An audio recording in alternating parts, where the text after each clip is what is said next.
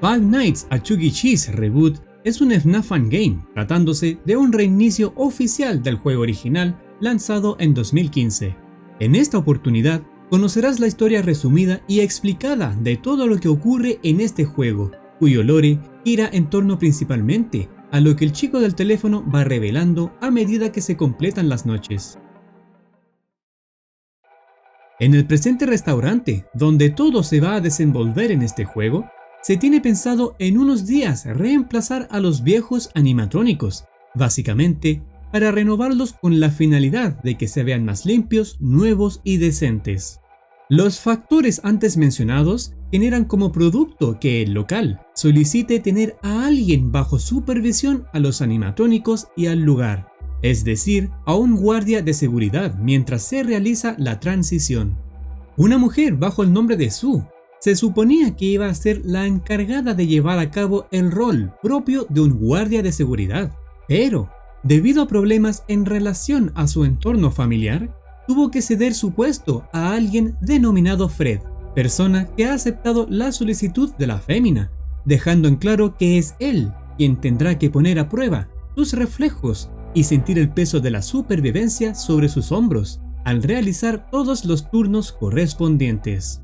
Siendo día lunes 1 de octubre de 1979 el primer turno, el chico del teléfono deja en claro que normalmente no hay nadie vigilando el lugar durante las noches, pero desde que han cerrado sus restaurantes debido a temas que giran en torno a la renovación, ha existido cierta preocupación por parte de los dueños.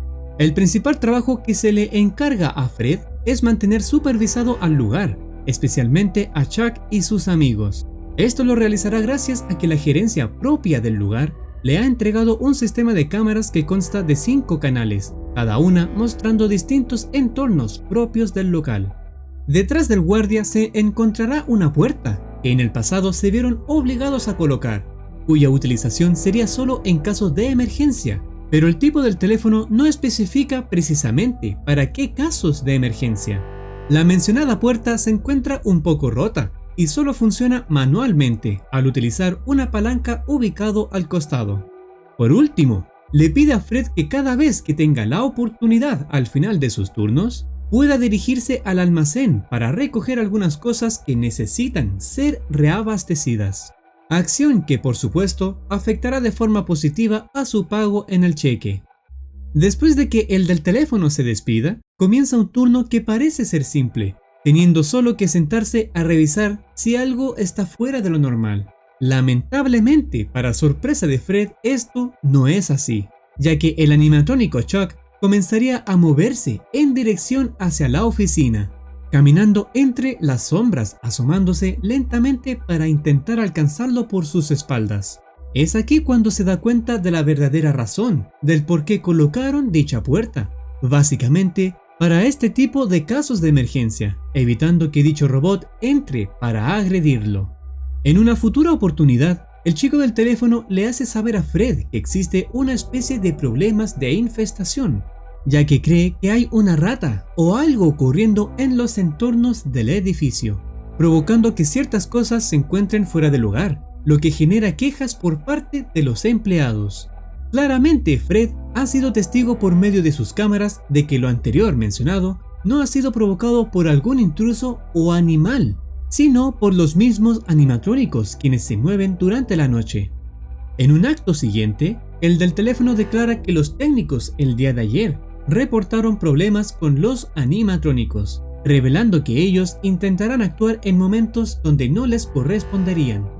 Si Fred es testigo de que algún animatrónico como Jasper se mueva de su lugar, debe activar un botón en su escritorio que le permitirá reiniciarlo y devolverlo a su estado de inactividad. Durante el trayecto de las demás noches, más animatrónicos del lugar que antes no se movían comenzarán a realizar movimientos que pondrán en riesgo a Fred, añadiendo además el aumento en la agresividad de quienes ya se movían desde antes. Llega un momento en que el chico del teléfono, durante la cuarta noche del turno de Fred, le hace saber que la gerencia le ha dicho que ya no se requiere su asistencia.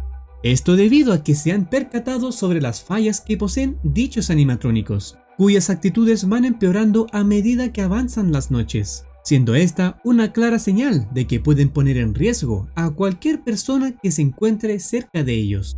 Le hace saber a Fred que estos animatrónicos en un par de días se van a desechar para ser reemplazados con los nuevos diseños. Le pide que al finalizar el turno se retire del lugar y que no regrese, recordándole todos los tips mencionados en noches anteriores para que pueda llevar a cabo su trabajo y a su vez la supervivencia. A pesar de todas las experiencias pasadas en las anteriores noches, donde la adrenalina y el estrés estuvieron en su máximo resplandor, decide ignorar las recomendaciones de retirarse después de la cuarta noche, por lo que, bajo voluntad propia, decide tomar el siguiente turno para finalizar su trabajo un día viernes. El chico del teléfono queda realmente sorprendido, generándose la incógnita del por qué Fred ha decidido tomar semejante decisión de poner en riesgo su vida. ¿Realmente vale la pena ganar un día más de dinero por el trabajo, a costa de tener la probabilidad de perder la vida? Le menciona a Fred que mañana se va a retirar porque no puede seguir con todo esto, y le recomienda hacer lo mismo, para no colocarse en una amenaza por voluntad propia. Le hace saber que los animatrónicos han tenido un fallo del que nunca antes había sido testigo, incluyendo que quizás estos mismos parecieran tener una actitud de estar enojados, por alguna razón que actualmente se desconoce, realizando acciones y diciendo cosas de las cuales no han sido programados. Un duro enfrentamiento para el protagonista, quien debe combinar sus habilidades de reflejo como las de su flexibilidad cognitiva, aspectos que le permitirían finalmente lograr sobrevivir en su último turno. Luego de haber finalizado, recibe un cheque revelando dos cosas que antes no se sabían. El nombre completo del guardia de seguridad es Fred Andrews, quien ha sobrevivido en su trabajo los últimos 5 días en Pizza Time Theater para generar $186.48. No se da más información al respecto de lo que ocurre después, a excepción de cuando se completa la Custom Night, colocando a los 10 animatrónicos en su máxima dificultad. Con la fecha siendo sábado 6 de octubre de 1979, no se sabe concretamente si es el mismo Fred quien realiza el turno, pero, de no ser él, ¿quién más sería? Sabiendo que sobrevivió en la noche anterior, vamos a tomar en cuenta que es Fred quien sigue bajo el mando, quien decidió no seguir la recomendación del chico del teléfono.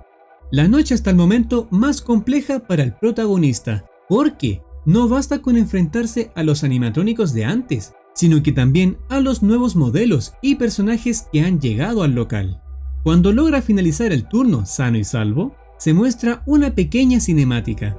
No se sabe la razón o circunstancia por la que tuvo que pasar Fred como para estar frente a frente con el animatrónico llamado Custom, que vendría siendo en este caso un traje. Pero esa no es la incógnita más importante, porque lo impactante viene ahora. Este traje utiliza sus manos para sacarse la cabeza. Normalmente se pensaría que encontraríamos a un endoesqueleto en su interior, pero en vez de eso, se encuentra a una persona que, debido a la dominante oscuridad del entorno, no se logra divisar quién es. Pero a juzgar de la silueta que se logra percatar ante los ojos, podría llegar a pensarse que es una mujer quien está ahí, por la forma que tiene y su pelo pareciendo ser largo, quizás de forma teórica, tratándose de Sue, la mujer que le pidió a Fred que tomara el turno, quien seguramente mintió otorgando la excusa de que tenía problemas familiares para no asistir al trabajo. Sus intenciones verdaderas vendrían siendo otra, pero como no se sabe nada en lo absoluto sobre esta mujer, siendo escasa su información, es difícil obtener conclusiones claras de su objetivo en todo esto. ¿Qué opinas tú? ¿Crees tener alguna teoría después de ser testigo de todo lo anterior observado? Bienvenido seas para comentar si lo deseas. La última actualización por parte de los desarrolladores es mencionar que aún no tienen pensado realizar el segundo juego. Quizás en un futuro, probablemente no muy distante, podamos seguir con la historia del presente juego para aclarar las incógnitas que han nacido después de todo lo visto. Y listo, hasta aquí estaría llegando este vídeo. Si anhelas observar contenido similar a futuro, no dudes en suscribirte para estar al tanto de nuevas actualizaciones. Nos vemos en una próxima oportunidad. Cuídense y que tengan un excelente día.